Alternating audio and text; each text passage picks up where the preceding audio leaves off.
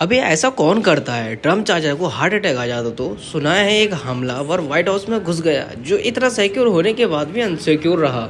जी बिल्कुल, जहाँ सिक्योर वाली बात आती है वहाँ पर वो चीज़ असंभव हो जाती है। मतलब वो जो वाइट हाउस में जो घुसा हुआ था बंदा वो वहीं का मेंबर था जो आसानी से अपनी पिस्तौल ले गया और उसने ट्रंप के ऊपर हमला करने की कोशिश करी, उसके मेंबर पर हमला करने की कोशिश की और हमला करने के बाद वहाँ पर भगदड़ मच गया, काफ़ी कोहराम मचा वहाँ पर और हमलावर को वहाँ पर पकड़ लिया गया।